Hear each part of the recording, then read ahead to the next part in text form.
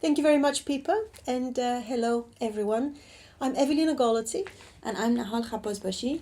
We work in the Research and Thought Leadership Group of Cambridge English. We'd like to welcome you to the first of a series of 6 webinars on understanding assessment. Today, we're going to try to help you understand some key ideas about speaking assessment, and we're going to use simple explanations and examples.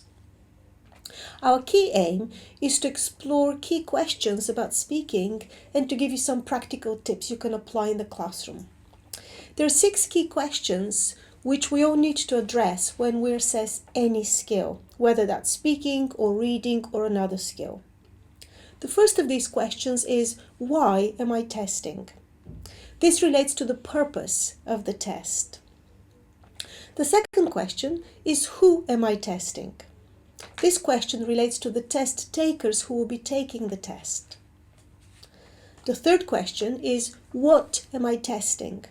This refers to the skill that you're testing. The technical term for this is the test construct. The fourth question is, how am I testing? And this refers to the tasks in the test. The fifth question is, how am I scoring? Which refers to how we go about assigning marks to the performance of the test takers. And finally, the sixth question is, how is my test benefiting learners? This refers to the impact of the test on learning. We covered these 6 questions in more detail in a previous webinar on understanding assessment. And if you're interested, it's available for you to watch on the Cambridge English TV channel. In the webinar today, as we focus on speaking assessment, we're going to look at 3 of these questions. And they are, what am I testing? In other words, what is the speaking test construct? How am I testing? Here we're going to look at speaking test tasks. And lastly, how am I scoring? And here we're going to focus on criteria for assessing speaking and the different types of scale that we use to make sure that our tests are reliable. Now let's start with a question for you. And that's on your screen. What do you think can make speaking more difficult to assess than other skills? Please share your ideas in the chat box. And here's the question for you again. What do you think can make speaking more difficult to assess than the other skills? Please type some of your ideas in the chat box. We're just waiting for some of the ideas to start coming through. Okay, so we have someone is saying that it can be quite subjective, and then other ideas coming through are about student confidence. So the confidence of the student is perhaps not as strong when it comes to speaking assessment. Less objectivity is something from another person. The word nerves came up in the chat box from one of you, meaning again that idea of that sense of anxiety that when we have to take a speaking test. Pronunciation, another person is saying that could be difficult to assess. Confidence, using it in large classes. So a lot of really fantastic ideas that are coming through and a whole range of ideas. We're going to, just to summarize for you, the main ideas that came through are, the first one I would say is that it was subjective to mark. A lot of you are mentioning that, and that means that it's difficult to make the test fair. Another set of ideas that were coming through is that it is very difficult to both give the exam and to score it for the teacher or the examiner, so that's difficult to do. You were also mentioning the ideas of the criteria to use to assess the test that came through, and also assessing students at different levels of ability could be difficult. How do you decide what tasks are suitable? And again, and finally, the idea that came through was the idea of students being anxious when they take a speaking test. Really great ideas, and we're going to touch upon all of these questions in our webinar today. Now let's start with looking at what am I testing? In other words, which features of speaking am I aiming to test? Or what speaking skills am I trying to elicit? Let's take a look at this task. You will find it in your handouts on page 2. In this task, the test takers have to read aloud sentences that they see on the screen. Now let's think about what this task is actually testing. When we think of speaking, a useful classification for speaking is it simple reproduction of language? Is it monologue speech? Or is it interaction? In a reading aloud task like the one you see on the screen, test takers just have to read out the text. In other words, they're just reproducing language. Now let's take a look at a different task. This one is on page 3 of your handout. In this task, a test taker has to find out and describe the differences between two pictures on their own. The speed generated in such a task is monologue. Unlike the previous task, this is not a simple reproduction of language, because test takers have to rely on their own vocabulary and on their own grammar to actually complete the task. Now let's take a look at a third task. This one is on page 4 of your handouts. This task involves discussing a topic in a pair or a group. The topic in this case is going on school trips. This task requires test takers to go beyond just reproducing language and beyond just talking on their own to actually interacting with other test takers, which, as you might agree, might be more challenging for test takers to do.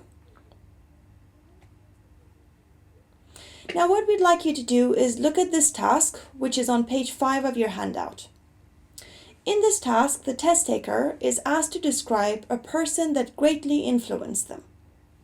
What do you think this task is testing? Is it A, a simple reproduction of language, B, a monologue, or C, interaction? Please vote now. Now here's the question for you again. What do you think the task, which you can see on the screen, is testing? Is it A, simple reproduction of language, B, monologue, or C, interaction? Okay, I can see your answers coming through. Majority of people are choosing option B. Some people are saying A. There are a few people saying C. Just going to wait a few more minutes for all of the answers to come through.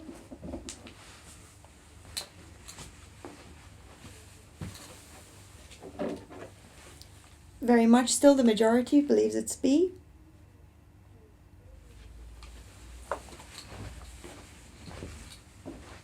Yes, and we would agree with you that this is task B is mostly an eliciting monologue. I can see why some of you have chosen task A as well. It's because you might be picking ideas that you see on the task, and that can be a reproduction of language. But I think task B, because the learners are not engaging or not interacting with other learners, it can be a monologue. Now what we saw in the previous slides is that different tasks elicit different kinds of speaking. Some elicit simple reproduction of language, other tasks elicit monologue speech, and some elicit interaction. So to get back to our question of what am I testing, this question refers to these different aspects of speaking that can be assessed in a test. So the next time you have to choose a task to assess speaking, you should ask yourself which aspects of speaking the task is actually eliciting. Now it's really important to remember that none of these aspects of speaking are better or worse. It depends on the purpose of your test. For example, a test for university entry should probably have tasks which elicit not just monologues, but also interaction, because interaction skills are really important for the purpose of that test. In another context, though, the purpose of your test might be to quickly and efficiently measure the pronunciation of people applying to work in call centers. In that case, having different tasks, such as reading aloud or repeating utterances, may be justified. Okay, now why is it important to think of the constructs or the sub-skills which the tasks assess? Well, it's actually important because different speaking tasks activate different speaking processes in our brains, and we want to be sure that we assess a range of these processes. So let's think about what speaking actually is. What knowledge and what cognitive processes do we need to be able to speak? Speaking, I think you would agree, is seemingly simple and natural, but it's actually a very, very complex activity. Now let's imagine that you're telling a friend about an interesting story you've heard on the news. First of all, you need to come up with an idea with something you want to communicate. At this stage, the ideas are not expressed in sentences, they just exist as non-verbal ideas. In technical terms, we call this the conceptualization stage. Then, those ideas have to be converted into language, and to do that, you need to know some words. In other words, you need to have lexical knowledge, and you also need to know some rules about putting those words together. In other words, you need to have grammar and syntactic knowledge. This knowledge allows you to put words into phrases and sentences. Then these sentences and phrases have to be converted into sounds, which we articulate, which we say. And that's the path of a non-verbal idea in our brain becoming an actual idea which we express verbally. But while we're speaking, we're also constantly monitoring the ideas and the vocabulary and grammar we're producing to make sure that our message is communicated in the way we want it to be. So when we speak a language well, we do all of these activities automatically. But we can see how speaking can be very challenging for learners. For example, they might not have access to all the necessary vocabulary and grammar, and so the retrieval of that vocabulary and grammar might take a lot longer. And this results in them speaking more slowly and with more pauses and hesitations. In other words, the language knowledge and cognitive processes are not fully developed. They're not automatic. A useful way to think about the different aspects of speaking is to compare speaking to driving. When we first learn to drive, we need to cover the basics, the gears, the brakes, how to turn the steering wheel, and so on. We typically start driving slowly, and all of our attention is focused on getting the basics of driving right. This is similar to a learner developing core linguistic knowledge and skills, such as pronunciation, vocabulary, grammar, and basic functions, such as, for example, requesting information or giving simple descriptions. Going back to driving, once we have learned the basics of driving, then we're put in different driving situations. And this is similar to the range of communicative situations that a learner will be exposed to. In driving, drivers need to be able to drive not just on quiet streets, but also on busy motorways. Similarly, learners need to be exposed to a range of communicative situations, which involve monologues and also interactions with others. This is important because these different situations put different cognitive demands on the learner. Experienced drivers can deal with different driving situations flexibly, and similarly, the more often learners have to do different kinds of tasks which represent different communicative situations, the more automatic the processes will become, and the more flexible they'll become in a wide range of situations. Just a quick mention of the CFR here as well, because if you look at the level descriptors in the CFR, you'll see that as you go up the CFR levels, they increasingly refer to the ability to be flexible and spontaneous. And that means that processes have become more automatic as you develop. So far, we've talked about what speaking is. Let's now think about how we go about eliciting the different sub-skills of speaking in a test. The question here is, how am I testing? And the focus is on the types of tasks that we can use. Now here's a list of some tasks that can be used to elicit speaking. For example, we could use a task which asks the learners to talk about a topic, like talk about yourself or your hobbies. Other tasks might ask the learners to describe a photograph or to tell a story. These tasks all involve monologue speech. Other types of tasks tap into interaction. They could be tasks such as question and answer tasks, discussion tasks, information gap activities, and role plays. An important point to keep in mind is that all of these tasks have advantages and limitations, and when using tasks in the classroom or in tests, you should aim to include a range of different tasks. This will minimize the limitations of the tasks. Let's now look at one specific task in a bit more detail. So let's look at a task here together, which involves a discussion between two test takers. They are asked to talk together about a question, and they're given some ideas to help them. We'll watch an example of such a task. What we'd like you to do is to think about some advantages and disadvantages of this kind of task. Please share your ideas in the chat box. Here's a picture with some ideas to help you. I'll say that again. A girl is going to live in another city. The people in her tennis club want to give her a goodbye present. Talk together about the different things they could give her, and then say which would be best. All right? Talk together. Maybe the photo is a good idea because like this, she will have memories of her friends. Yeah, I think it would be really nice. Or maybe a bag, so she can put like all the things she needs for tennis. And like a really big one, so she can put everything, and when she uses she can remember also. Or maybe the t-shirt like this. Yeah, we can make a t-shirt with her name behind. Yeah. Or I don't think the ball are like a good present. No. She will have a lot of ball. Yeah. What do you think about the DVD of tennis?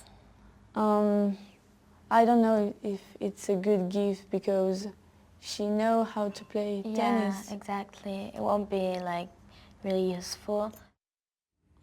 So here's the question for you again.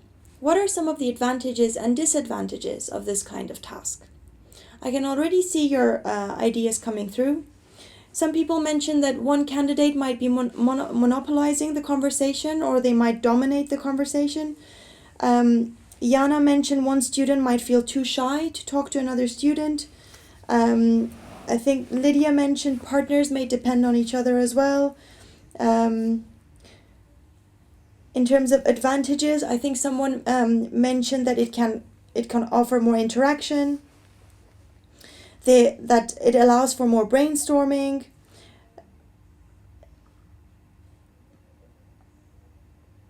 and that it's real task, it's communicative. So you're all mentioning a lot of really, really good ideas. So this task is perhaps more symmetrical, meaning that it's a task between equals. As the candidates are, they have less power difference between them. It's also a common task in a communicative classroom, and so it's good to also have it in a communicative speaking test. It's an idea that you mentioned, and it's that the task is quite similar to real life speaking. However, some of you also mentioned some of the possible disadvantages. For example, it's a problem if one of the partners in the task is stronger in English. If one of the partners is particularly shy, or the other one is more dominating, and that it's difficult perhaps to give individual scores when the conversation really depends on both people. But also that this is perhaps a bit too hard to practice in a big classroom.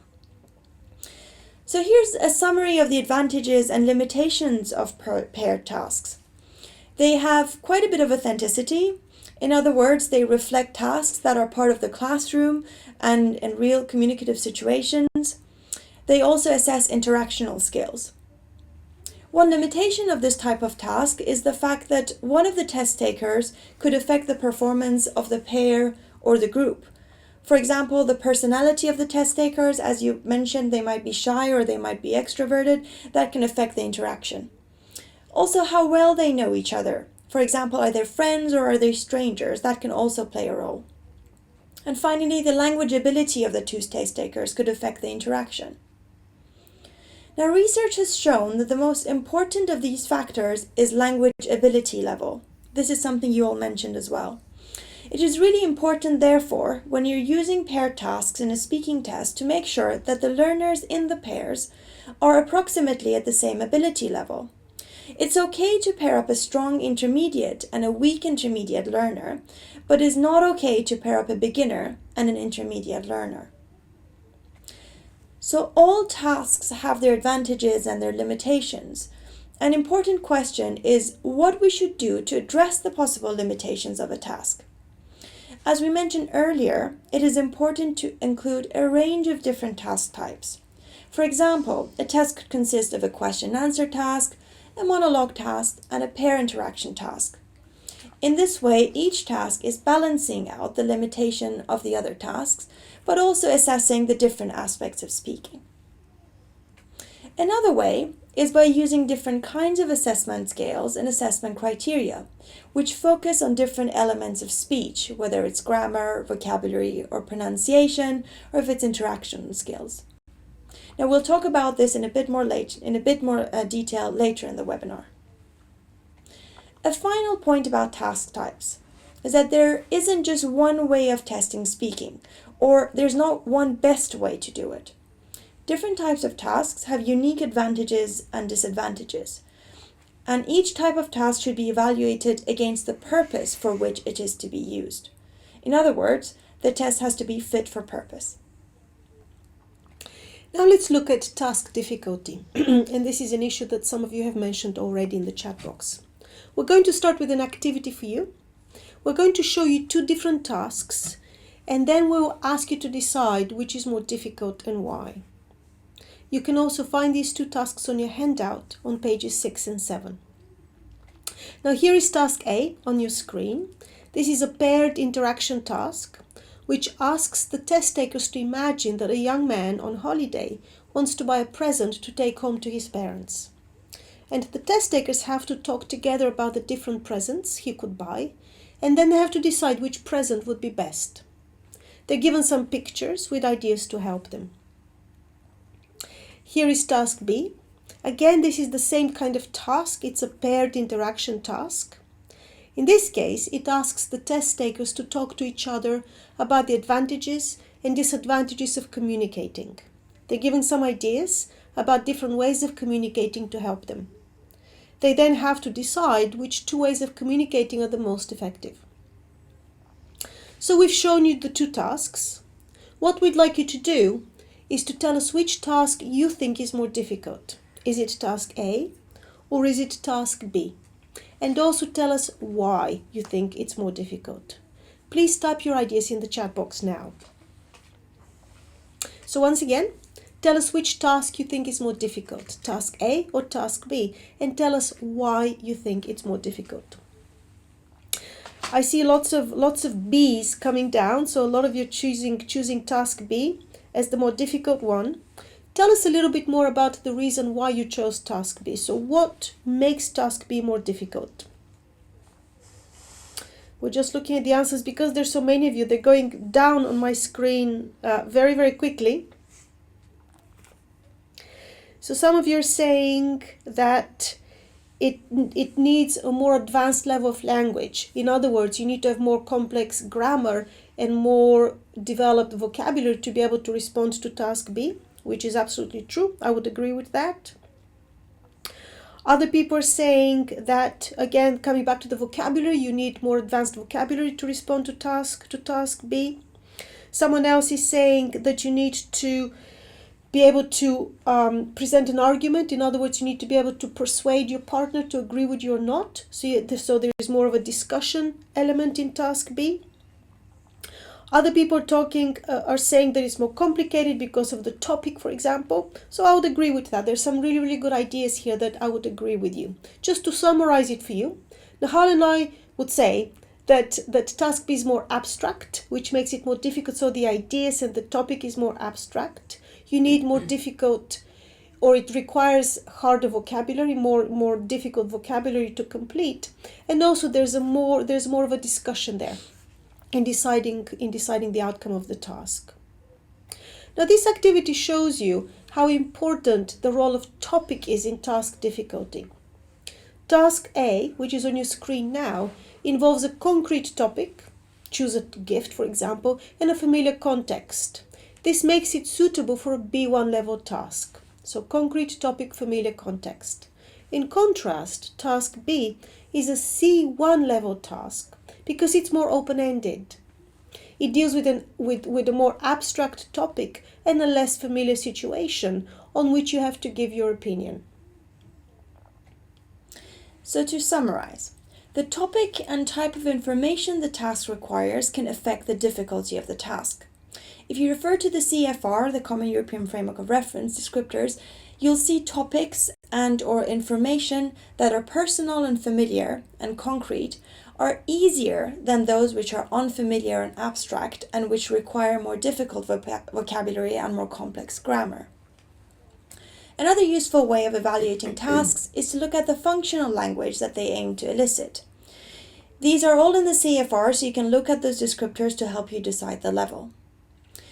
For example, informational functions such as expressing opinions, comparing and contrasting are generally easier than more demanding interactional functions such as persuading or taking the floor. In designing your own tests, you might want to think about the range of functions that can be elicited in the tasks and their level of difficulty for the test takers. For example, here are some questions which you might include in a test. The general topic is school and studying. And the questions are, what is your favorite subject and why? And also tell us about your English teacher. Compare this to this other set of questions also on the topic of studying. The questions here are, is it a good idea to continue studying throughout your life? Why or why not? And how important is it to have a routine when working or studying? The questions are worded so that they elicit a wider range of speech functions, such as expressing or justifying opinions or making comparisons. They also ask about a more abstract topic, and this makes them more difficult. Here are some other points that you need to consider when developing or choosing your tasks. First, are the instructions to the task clear? If the instructions are not clear, the task will not generate the kind of language it is actually designed to generate. For example, talk about is less clear than talk together, or talk on your own, or ask and answer. Also, is the purpose of the task clear to the test takers? This is important because the test takers need to know whether they need to describe something, whether they have to compare something, whether they need to tell a story, or do they have to answer questions, or do they have to ask their partners questions, and so on and so forth. Another consideration is there a range of tasks in the test? As we've seen, different task types have different strengths and limitations, so including a range of task types would minimize limitations and optimize their strengths. What is the order of the tasks? It is important to start with easier tasks and then move on to more difficult ones. For example, a question and answer task may be easier than a paired interaction task. So it's better to start the test with the question and answer task that warms up the test taker. What is the timing for each part of the test? You need to consider how long each task is and whether you're going to include any planning time before the task. And finally, are the marking criteria clear to the test takers? It is important to tell your students how you are going to score the test. Giving them this information will make it a fairer test. We are going to be looking at marking criteria shortly in this webinar. So far, we've talked about what speaking is and what tasks we could use to elicit the different speaking sub-skills. Now let's think about how we go about scoring the speaking test scoring the speaking which the task has generated, and what assessment criteria we could use. Here's a simple way of showing the importance of the assessment criteria and the assessment scales. Now, assessment scales are the link between the speech which tasks have generated and the score. The assessment criteria must explicitly state what the test aims to measure. For example, the criteria could be fluency, pronunciation, grammar, and so on. A key question when assessing speaking is what criteria to use. The criteria have to reflect what the task is aiming to be testing. Before we answer this question, we're going to watch a short video clip together of a student describing a photo. As you watch the video, think about what criteria you would use to evaluate that student's performance. Now, I'd like each of you to talk on your own about something. I'm going to give each of you a photograph of people enjoying music. So Victoria, here is your photograph. Thank you. Please show it to Chiara, but I'd like you to talk about it. And Chiara, you just listen. I'll give you your photograph in a moment. So Victoria, please tell us what you can see in the photograph. In the photograph we've got two girls. One is singing in a microphone. Another is playing guitar in a bed. So they're having fun. They're smiling, they're singing, they are in a bedroom of one of a girl. We can see another guitar, and there is many colors in the bedroom, and yeah, they're having fun. Okay, we're just looking down at the chat box. You're giving us some fantastic ideas. And you're saying that some of the criteria that you would use to evaluate this task would be grammar, that's coming up quite often, vocabulary or lexis, which is just two different ways of referring to the same thing. Some of you are saying pronunciation as well. Others are saying fluency. So we agree with all of these. Just there was a question about fluency. Fluency means how automated your speech is. So you might use that criterion to evaluate this performance. We also have to decide whether to score the quality of the ideas in the answer. And some of you were saying you would also count for how many ideas are mentioned. In this case, we would actually not score for ideas because the focus of this task is language and it's not the quality of the ideas in the task. Let's now watch another video clip, and this is actually a video clip you have seen before. This has two test takers discussing a goodbye present. Again, as you watch the video, think about what criteria you would use to evaluate the performance of these two test takers. Here's a picture with some ideas to help you. I'll say that again. A girl is going to live in another city. The people in her tennis club want to give her a goodbye present. Talk together about the different things they could give her and then say which would be best. All right? Talk together. Maybe the photo is a good idea because like this she will have memories of her friends. Yeah, I think it would be really nice. Or maybe a bag so she can put like all the things she needs for tennis. And like a really big one so she can put everything, and when she uses it she can remember also. Or maybe the t-shirt like this. Yeah, we can make a t-shirt with her name behind. Yeah. Or I don't think the ball are like a good present. No. She will have a lot of ball. Yeah. What do you think about the DVD of tennis? I don't know if it's a good gift because she knows how to play tennis. Yeah, exactly. It won't be like really useful. So a lot of you are saying that you would use the same criteria we used for the previous task, plus you would also use a criteria to include interaction skills of the test takers. And some of you called it communication skills or interaction. You're referring to the same things. So in a task which includes interaction, it is essential to measure those interactive skills, since this is part of the test construct.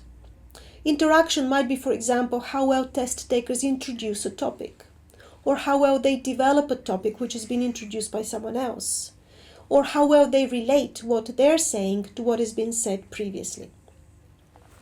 When deciding on assessment criteria, you also need to decide if they're all going to be equally important. For example, you may decide that pronunciation is more important for the purpose of a test, for example, in a call center. In this case, you may decide to give double weighting to pronunciation because it's an important criterion for you. But you have to remember that what you decide will be based on what aspects of speaking you're aiming to test. So far, we've talked about the assessment criteria you may use in evaluating speaking tasks. Let's now see how you can put those criteria into scales. The two most common types of assessment scales are holistic scales, in which the rater awards an overall mark to the performance based on a general impression of the test taker's performance. In analytic scales, a scale such as speaking is broken down into separate features such as fluency, vocabulary, pronunciation, etc. And raters give independent marks for each of the assessment criteria. Here's an example of a holistic scale from Cambridge English. You can find this scale on page 8 of your handout. When an examiner uses this scale, he or she gives one overall score only for global achievement. And here's a set of analytic scales. This is also on the handout. This one has 4 categories. These are grammar and vocabulary, discourse management, pronunciation, and interactive communication. When an examiner uses these scales, he or she assigns a score for each category. In this case, he or she would assign 4 separate scores. Let's now look at some advantages and disadvantages of these different types of scales. Analytic assessment scales can provide diagnostic information about candidates' strengths and weaknesses. That is, if the scores are actually reported separately. They're also useful in rater training, since the skill which has to be measured is broken down into separate features.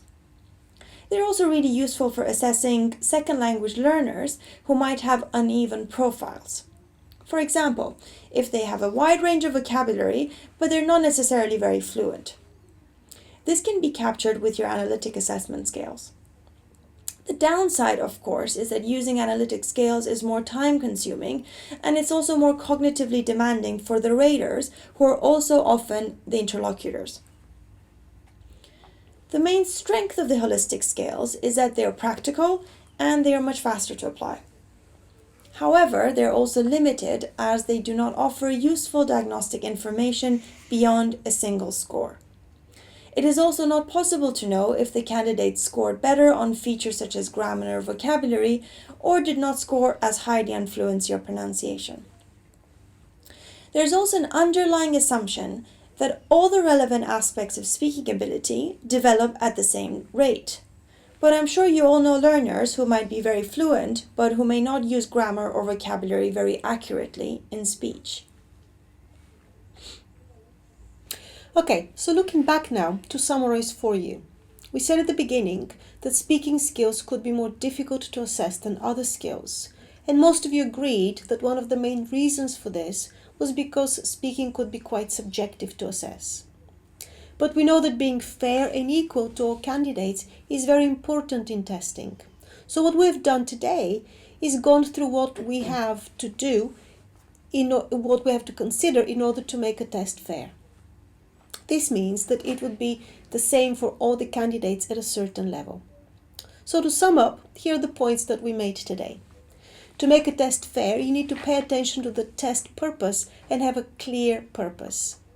You have to think about the test construct as well. In other words, what you're trying to test. You have to make sure that your task types are matched to what you want to assess. You have to use appropriate assessment scales and criteria. And of course, you also need to provide training to make sure that your examiners deliver and score tests in a consistent and reliable manner. All of these factors will make the test more objective, and so they'll make it a fairer test for your students. We've now come to the end of the main webinar, and in a moment, Nahal and I will answer your questions that you've sent about the session. Please type your questions into the chat box. But before that, Pippa is going to show you how to find some additional resources to support you and your learners. Thank you so much, people. We're going through the questions. They're fantastic questions. We won't be able to answer all of them, unfortunately. Let's start with a question from Dave, who says, what is fluency and do raters agree with it? This is actually a really good question because there are different perceptions of fluency. There's the broad perception of fluency, which means language competence. So if you're fluent, it means you're fluent in a language. But there's a narrow meaning of fluency, which means how automated your language competence is. So in the scales that we use at Cambridge, we use this more narrow definition of fluency. In other words, how automated is your language ability, and that's measured through how many pauses you make, how many filled and empty pauses you make, how fast or slow you speak. So those are some of the measures of fluency in that narrow sense. And do raters agree with it? When you train your raters, you train them to understand what the meaning of that criterion is. Okay, I'm going to take a question by Heloisa. I hope I'm pronouncing your name correctly. I think it's a she, is asking, how can I assess speaking performance being the interlocutor and the evaluator at the same time? First of all, it is really cognitive on a person if they're both the interlocutor and the rater. At Cambridge, we have so the examiners are given lots of training, but also you have a script to follow. So your exam is structured, and you know what to follow, which really gives you a bit of more information, a bit more structure. That is not to say that you have to go exactly by the script. You can have some flexibility, but just having a bit of structure really helps. The other thing as well is that a lot of times, as we talked about, you have different task types, and particularly when you have a monologue, it gives you a little bit of time when the person is speaking for about a minute or two for you to think about their previous performance and what's coming up next. So you actually have to use that time really well to do the work, if you agree as well. Yeah, I do. Okay, moving on, a question from Antonella, who says, how can you, I'm sorry, I just lost the question, it went down a little bit, but yes, do you have any words, I'm sorry, I'm just going to look at Nahal's iPad, do you have any words of advice about pairing students of different ability in a paired task, because in some context it's difficult to do? She says, I would say that it is crucially important to have more or less the same language ability in order to perform a successful paired task. If you don't have that, if you have students who are, let's say, beginners, intermediates, and advanced in the same context, then I would advise not to use a paired task, because this is the number one important feature for a paired task to be successful, and that is for the language ability of the two test takers to be more or less the same. Okay, so I'm taking a question by Patricia. What can be done to help students with conceptualization? The generation of ideas in adolescence is quite difficult.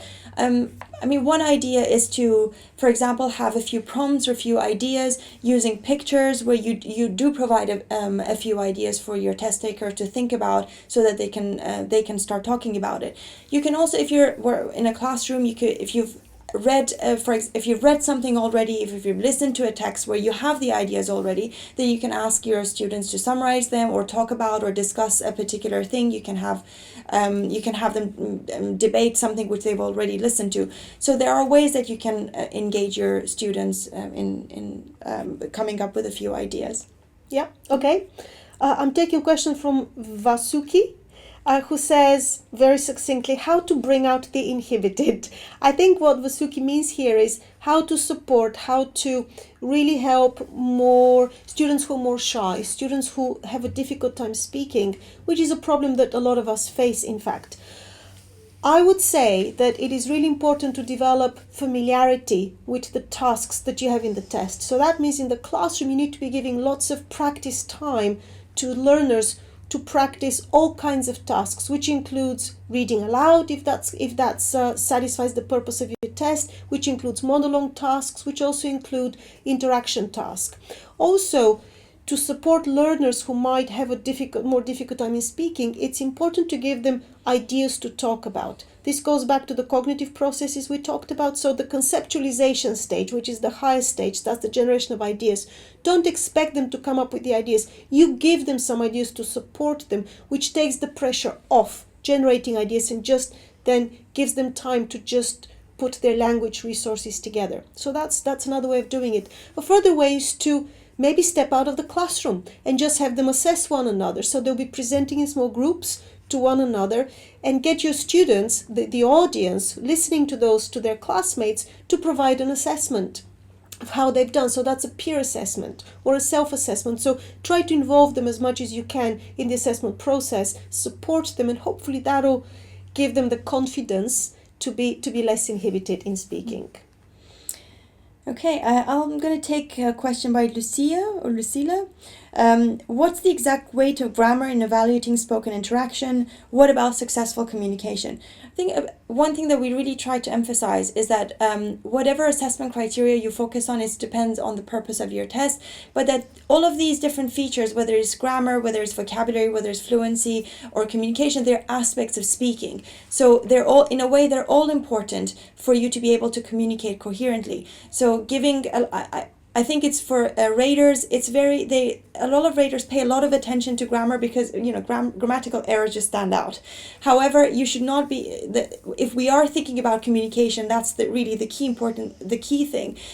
Grammar should not be the only aspect you pay attention to. So I think you need to give weight to all the assessment criteria equally. And I don't know. Absolutely. Evelina, what do you think? It depends on your purpose, of course, of the test, but the Cambridge approach, the Cambridge philosophy is that all four aspects or aspects of speaking are equally important. So you need to have good grammar and good vocabulary because those are the building blocks of the language. You cannot communicate without that, but that in itself is not enough. You need to be able to put those into communicative situations, and so that's why we give marks for other aspects of speaking as well. Okay, a quick question from, I've just lost it a little bit. Yes, Athanasios, I hope I'm pronouncing the name correctly, who says, why isn't the speaking test in Cambridge exams rated as much as the rest of the papers? Actually, it is rated as much. We have in most of the Cambridge exams, we have a reading paper, a listening paper, writing paper, grammar, vocabulary, or use of English paper, and a speaking paper. All components have equal weighting. And that again is part of the Cambridge philosophy. We believe speaking to be just as important as the other skills. So speaking gets equal weighting in the final mark. It contributes to the final mark as much as the other papers. Okay, I'm going to take one by Ria, who's asking, is it highly recommended to let the test taker know how she's being scored in speaking tasks? I would say absolutely yes. It's for the sake of transparency, because in any exam that you go into, you have to know what is expected from you. So I think making the descriptors, making the criteria very clear to the test takers is really important. So that's a quick one for you. Absolutely. And another quick one, I think. I lost who asked this, but the question was, should we obsess about pronunciation? So in other words, what should be the role of pronunciation?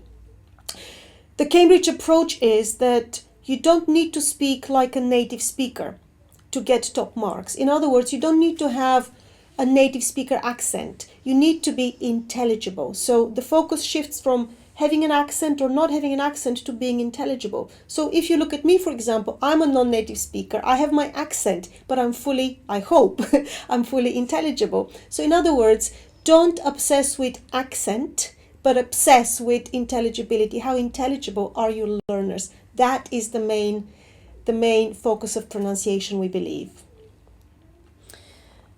I think there's a question by Rita. How long should we ask our pupils to speak? I think there is no really right or wrong answer about how long you're asking people to speak. I think you can't just expect them to go and talk for, let's say, 1 or 2 minutes or like 15 or 20 minutes without giving them structure, without giving them very clear instructions of what you expect them. Having said that, if you're thinking of designing a test, you should probably trial the test to see how, generally, if you have 10 or 15 students to trial the test with, how long do they on average take? And then that would give you a good idea of how to design your test and what is a good time, and also to have a little bit of a leeway, whether it's like, don't give exact, it has to be exactly 45 seconds, because some people take a bit longer, some people take a bit less or more. So I don't think you should be very precise on exactly how long. Yeah, I agree with that. Okay, a question from Umida, who says, how often should we do speaking assessment? I would say, and again, this is the Cambridge philosophy, it's not just me, that you shouldn't teach, stop, and assess. We don't believe that's a very productive way of going about assessment, but you should integrate assessment as part of the learning, as part of the teaching. What that means is that you should have lots of learning checks of speaking throughout the way. You can have a bigger speaking test at the end of the term or the end of the course, whatever works for you. But don't think of it as, now I'm teaching and now I'm going to do assessment. Think of integrating the two, and you can do that through shorter but more frequent and more regular checks along the way. And I would add a really important aspect of that would be to provide feedback to your learners every time you do a learning check on their speaking. Because learning, the number one or one of the top factors that helps learning is getting feedback. So take every opportunity during those learning checks or checks on their learning or checks on their speaking to give feedback to your learners as well. Okay, there's this is actually not just one person asking. A lot of people are asking how to deal with larger classes. And this is normally a question we leave for last because we know it's a difficult one to answer. So one idea, Evelina's idea last time was that it's good to pair up with another teacher with another class. So when you're assessing, let's say groups of 2 or 3 people, you have somebody else is taking over the teaching, or so you're making sure that your students are not just waiting around. Another thing as well is I think it's the use of technology. These days you have access to recordings where you can give like groups of students a recorder, and then you give them a task and say, okay, discuss this topic for the next 4 or 5 minutes, and you can record this. They can bring it back to the class. You can listen to them and give them feedback, but also they can listen to the task and they can give each other feedback. So in a way, you're giving more agency to your students. This is more learner autonomy, and they can self-evaluate a lot better. So I think making use of technology which is out there might be a good way to go about assessing. Absolutely. Yes, definitely. We have time for a few more questions. Here's a question from Freddie, who says, is prompting valid during speaking assessment? In other words, when a student gets stuck, when they don't know what to say, when they haven't understood a question, is it okay to prompt them? I would say definitely yes, because what makes face-to-face speaking assessment different from a computer-delivered test is that you have the opportunity for this adaptability. In other words, when you're going through the test and you realize that a student hasn't been able to understand the question, they need prompting, step in and give them the prompting with some backup questions, some easier questions, or maybe just a repetition of the question. Obviously, take that into account when you give them the mark at the end. The fact that they needed prompting should be reflected in their mark, but definitely don't stand back and behave like a machine. Behave like a human who is interacting and responding to what they're saying. This is different from a computer-delivered test where there is no prompting. You get the question, everyone gets the same question. If you don't understand, tough. The computer moves on. So yes, be human in a human test, in a face-to-face test, which includes prompting if necessary. Do we have time for? We do. I think we have maybe one more question. Okay, I'm gonna answer a question by, I don't know how to pronounce your name. I'm sorry. I think it's Deslialana. I'm sorry. I'm really sorry if I'm not pronouncing it right. So the question is, what if a student is faced with a topic he or she's Giliana. I think Giliana maybe. Okay. Thank you.